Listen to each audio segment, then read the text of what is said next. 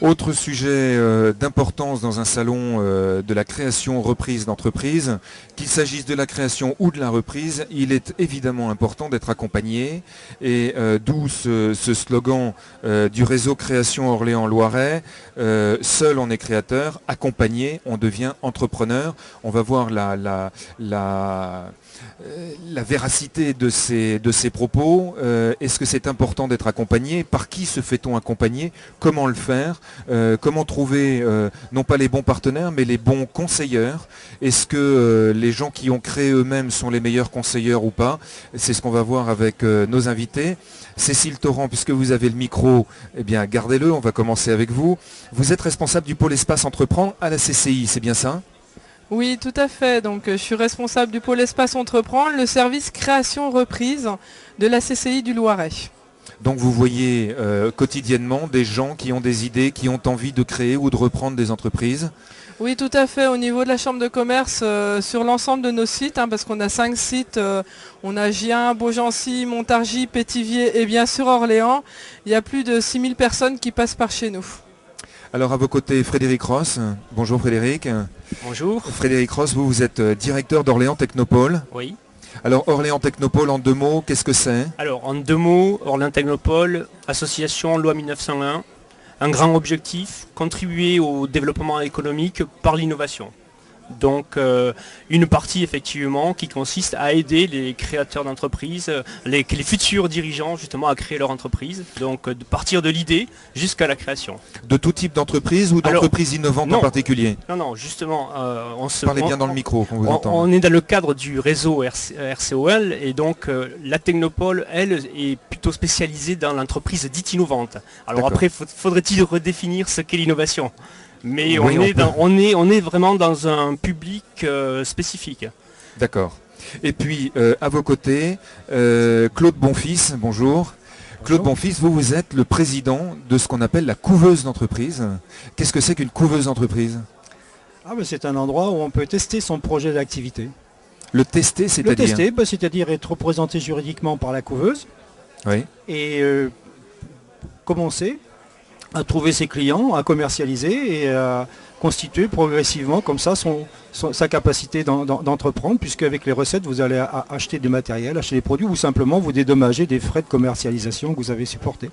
La couveuse d'entreprise, c'est un lieu physique où on se trouve, ou c'est où on est chez soi, on est où on veut, on appartient à une entité? C'est un lieu physique où on est accompagné professionnellement par du personnel en charge de l'accompagnement de ces personnes, dans le cadre d'un contrat qui est prévu par la loi d'initiative économique de 2003.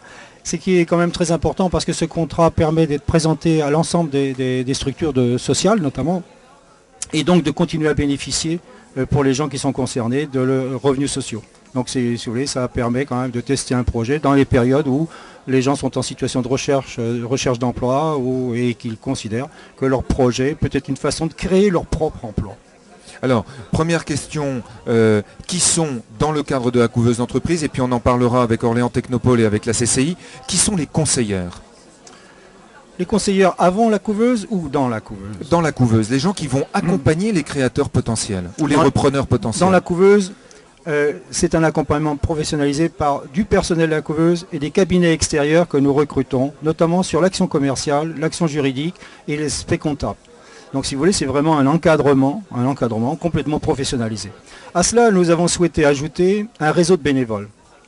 Un réseau de bénévoles qui vient compléter cet accompagnement, d'abord dans la durée, même quand l'entreprise est créée, que les gens sont sortis de la couveuse. Et je crois que c'est un motif de fierté partagé, certainement ici, c'est que sur l'Orléans, nous avons depuis 2 ans, ou maintenant 3 ans, créé un réseau de bénévoles qui sont formés pendant 6 jours de formation. Donc même les bénévoles suivent une formation pour faire de l'accompagnement. C'est vraiment quelque chose de structuré, permettez-moi le mot, c'est vraiment du sérieux. Mais ces bénévoles, alors bien entendu, je n'avais pas de doute quant au sérieux de la chose.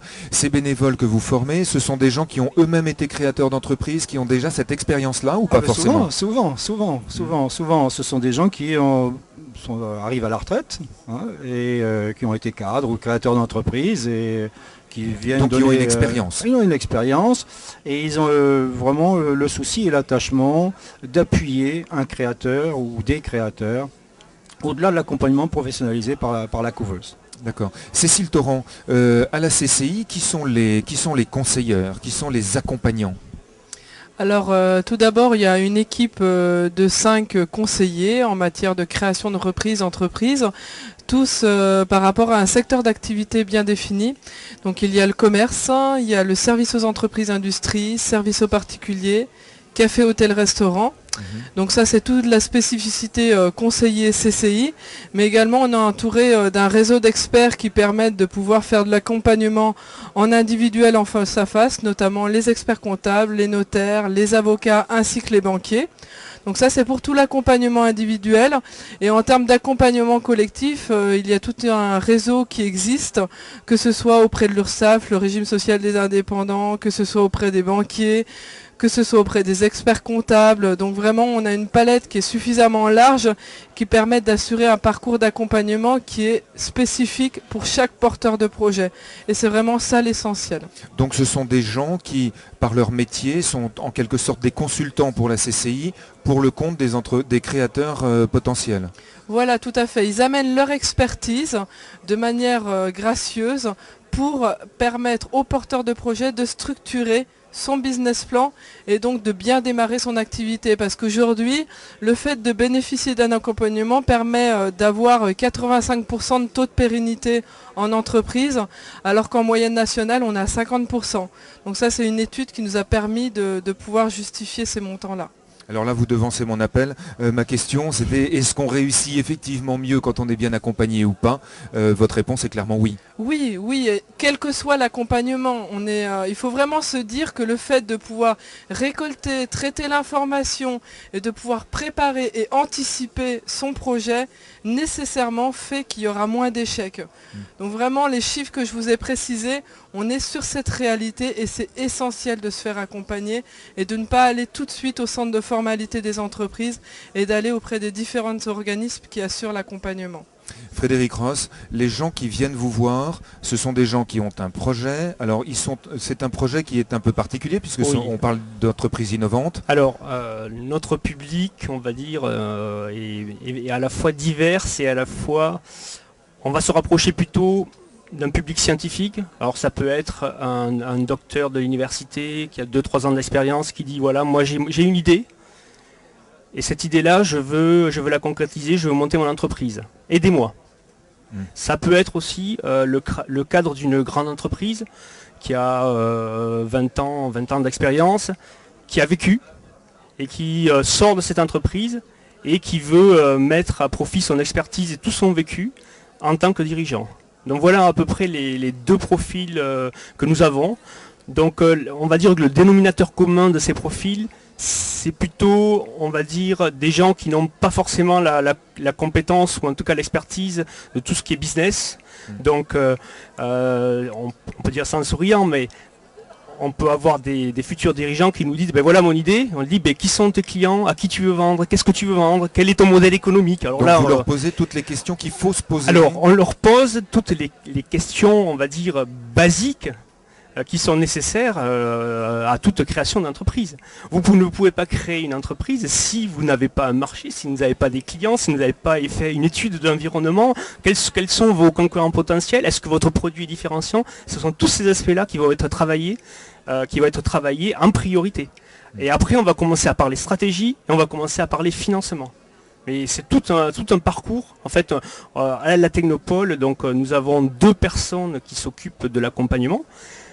Et donc en fait, en parlant d'accompagnement, d'ailleurs je ferai une petite parenthèse, on parle souvent de compétences, moi je parlerai aussi d'humain. En fait on a besoin d'avoir un référentiel, donc une personne qui n'a pas forcément toutes les compétences pour accompagner, puisque à la Technopole on a 2 personnes, elle ne peut pas être à la fois finance, juridique, stratégie, etc. Par contre c'est une personne référence, une personne qui va donner l'écho à ce futur dirigeant, et l'objectif c'est de pouvoir être un guide pour ce futur dirigeant sans lui imposer quoi que ce soit. Alors sans imposer, Ouais. Cécile Torrent, pour autant, quand vous voyez des projets qui arrivent, vous êtes là pour accompagner et faire en sorte que ce soit pérenne, que l'entreprise se développe dans les meilleures conditions possibles. Vous arrive-t-il de retoquer, entre guillemets, des projets et de dire aux futurs chefs d'entreprise, bah, écoutez, vous n'êtes pas encore prêt, revenez nous voir un peu plus tard, retravailler tel et tel sujet? Ça fait complètement partie de nos missions. Vraiment, le fait de se dire qu'on ne va pas créer, on ne va pas reprendre, faut pas le considérer comme un échec, faut le considérer comme une partie de son parcours. En fait, de se dire finalement, c'est pas le meilleur moment, il faut d'abord que j'avance dans telle direction ou dans une autre. Finalement, c'est pas un échec, ce sera une réussite pour la suite quand on va créer ou quand on va reprendre son entreprise. Donc notre rôle, il est bien là, et c'est vrai qu'il nous est déjà arrivé en faisant par exemple un travail sur une étude de marché. J'ai un exemple très concret en tête.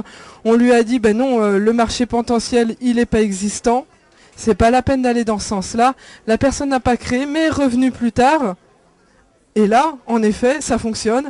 Et son entreprise de prêt-à-porter, c'est pérenne, elle existe. Et on est bien content de pouvoir lui avoir indiqué ce conseil. Oui, Frédéric Ross. Moi, je rajouterais que malheureusement ou heureusement, tout le monde ne peut pas être dirigeant. Non. Et c'est notre métier de déceler ça au départ, parce que tout le monde perd son temps.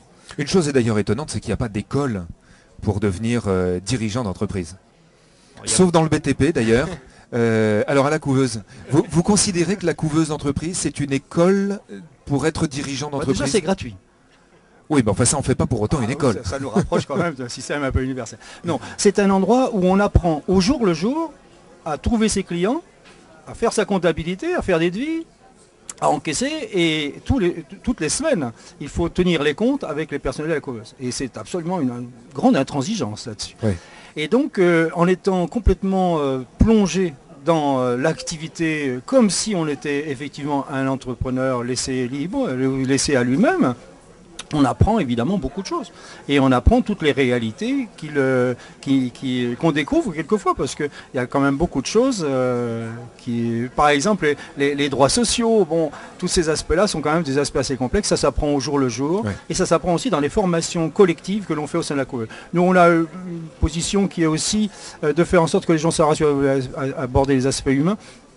Nous, on essaie de faire des petites promotions de 5 ou 6 personnes. Parce qu'à ce moment-là, tout le monde s'aperçoit que les difficultés sont à peu près les mêmes, quel que soit le métier. Que les gens fassent des services informatiques pour les entreprises, ou que les gens fassent des métiers de service à la personne, la question est toujours la même. J'ai un projet, je veux en vivre, comment je fais pour faire du chiffre d'affaires? Et le fait de partager ces mêmes problématiques entre soi fait que les personnes qui viennent en stage, entre guillemets, à la couveuse, s'entraident entre elles, échangent ou pas? Ah oui, s'entraînent entre elles et surtout se rassurent déjà, le premier point. Et redonne aussi un petit peu pour certains qui étaient un peu isolés, un peu plus de vie sociale. Et même on a eu le résultat que des entrepreneurs travaillent et s'épaulent mutuellement, par exemple dans la création de mode. Et aujourd'hui, elles sont sorties de la couveuse, ces 2 jeunes femmes, et en créant la première coopérative de mode de la région Centre. D'ailleurs, je peux vous donner l'adresse si vous souhaitez. Cécile Torrent, on a l'habitude de dire que les conseilleurs ne sont pas forcément les payeurs. Voilà, Frédéric, on est d'accord. Est-ce que néanmoins... faut faire attention à la façon dont on pose la question. Quelle est la crédibilité de cet accompagnement? Nous, au niveau de l'accompagnement, c'est pas nous qui allons assurer le fait de faire le business plan, le fait de créer l'entreprise ou de la reprendre. C'est pas notre rôle. Nous, ce qu'on doit faire, c'est un effet miroir et de pouvoir donner des billes, soit pour l'informer, si on a l'information, par exemple sur les charges sociales, les formes juridiques, etc. Soit lui donner les billes ou l'orienter auprès des personnes qui pourront apporter la réponse. Parce que le fait de rencontrer d'autres personnes va permettre aux porteurs de projets d'avoir un réseau.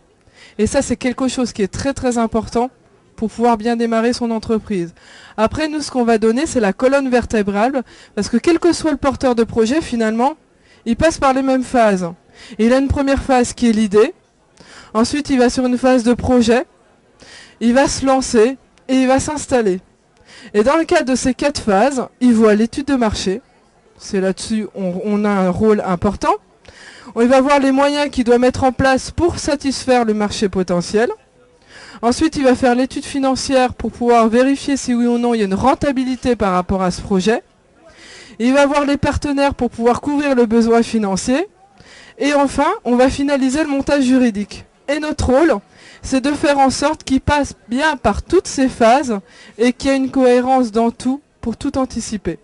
Voilà notre rôle. D'accord. Alors on voit que chez Frédéric Ross, Orléans, Val-de-Loire Technopole, il y a l'aspect innovant.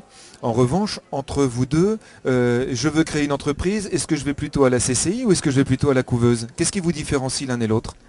Je me permets de répondre un petit coup. Allez-y, puis après Alors, Claude. nous, en ce qui concerne l'activité, on est commerce, industrie, service, café, hôtel, restaurant. On travaille en complémentarité avec la couveuse parce que l'intérêt de la couveuse, c'est que les porteurs de projets ont la possibilité de tester leur activité avant de pouvoir immatriculer une entreprise. Donc c'est vraiment un dispositif qui est très intéressant. Donc on est complémentaires.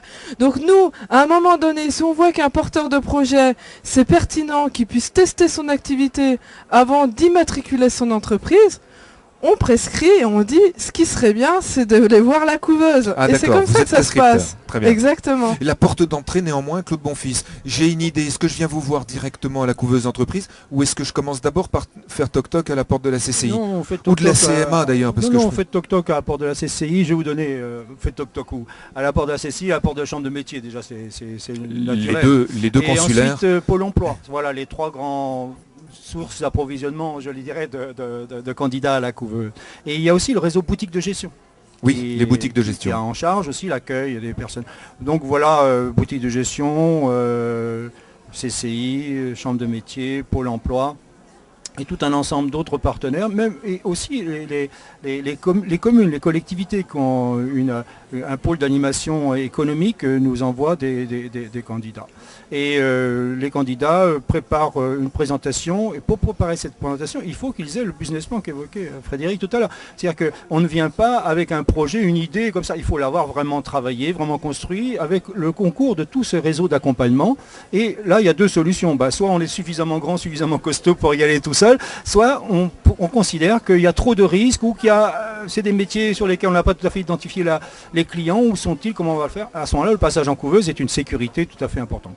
Combien de temps ça dure le passage en couveuse? Pardon? Combien de temps dure en général le passage en couveuse? Le passage en couveuse, c'est une moyenne de un petit peu moins d'un an. On a des gens qui restent quelques mois. Il y a même qui, le fait d'être dans la couveuse et d'aller vendre leurs produits, ils se font embaucher par les gens à qui ils veulent vendre, donc ils reviennent salariés. On considère que c'est un succès. Et on a aussi des personnes où ça demande beaucoup plus de temps parce que c'est des personnes qui étaient beaucoup trop éloignées de la création d'entreprise et même des aspects les plus courants de la gestion. Ils sont dans la situation de bénéficiaires de revenus sociaux, on prend le temps qu'il le faut, puisque c'est leur projet, ils y tiennent et il faut le respecter. Et il n'y a que la sanction du marché qui fait que ça marche ou ça ne marche pas. Mais même pour certaines personnes, s'il faut plus d'un an, il faut plus d'un an, il faut l'accepter. D'accord, chaque chose en son temps. En guise alors comme je l'ai dit, on n'a pas vocation à être exhaustif non plus sur la façon de faire. Vous deux messieurs, vous allez avoir un peu plus de temps pour y réfléchir, le temps que Cécile Torrent réponde à cette question. Un conseil que vous donneriez aux créateurs ou aux repreneurs d'entreprise quant à leur accompagnement, le fait qu'on travaille ensemble en amont. Alors le conseil que je pourrais dire déjà, c'est de savoir à quelle porte d'entrée il faut frapper. Premièrement, savoir quelle activité sur laquelle vous allez vous lancer. Si vous êtes sur commerce, industrie, service, café, hôtel, restaurant, c'est la CCI. Si c'est l'artisanat ou tout ce qui est BTP, c'est la chambre des métiers. Si c'est tout ce qui est innovation, c'est la Technopole.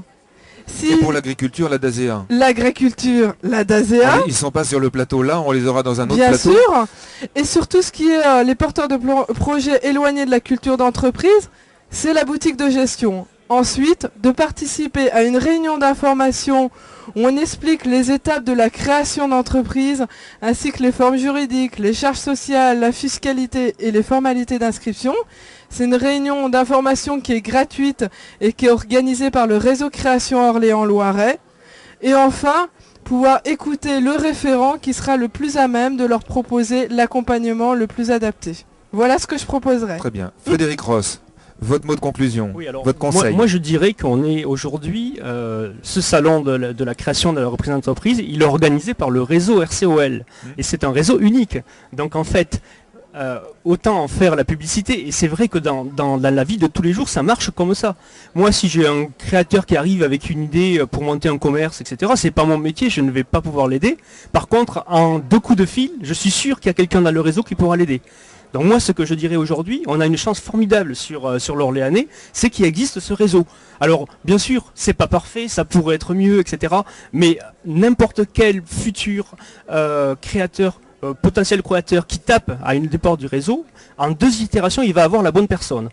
Il y a 15 jours, moi j'ai renvoyé quelqu'un chez Philippe Vivier, donc à la CCI, parce que c'était pas du tout mon business. Voilà. Et tout à l'heure, je discutais avec Maurice Frado de la boutique gestion, eh bien il m'a envoyé un potentiel créateur à la Technopole parce qu'il y avait un côté innovant. Voilà ma conclusion. Donc le réseau.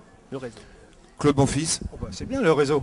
Hein. Oui. Premièrement, le réseau. Deuxièmement, comme nous recevons beaucoup de personnes qui sont demandeurs d'emploi ou bénéficiaires du RSA, je crois qu'on pourrait ajouter aussi la maison de l'emploi. La maison de l'emploi qui est un lieu aussi fédérateur. Je crois que c'est souvent les gens ont affaire à Pôle emploi et à la maison de l'emploi. Donc c'est une bonne occasion d'avoir de l'information sur tout ce qui est l'accompagnement pour les personnes qui sont demandeurs d'emploi et créateurs ou qui ont un projet d'activité. Ils y trouveront forcément la couveuse, sinon, et c'est qu'ils n'ont pas posé les bonnes quesnes. La couveuse est administrateur de... nous sommes hébergés dans la maison de l'emploi. Bon d'accord, très bien. Hommage à la maison d'emploi. Bien, bah écoutez, merci à tous les trois. Donc un mot de conclusion qui est faites-vous accompagner, n'hésitez pas, demandez aux gens qui savent, qui ont peut-être déjà vécu ça ou qui l'ont fait vivre à d'autres, les bons moyens de réussir. Et on l'a dit, le taux de réussite est infiniment supérieur quand on est accompagné. Donc on peut le redire, seul on est créateur, accompagné, on devient entrepreneur. Longue vie à vos entreprises. Au revoir.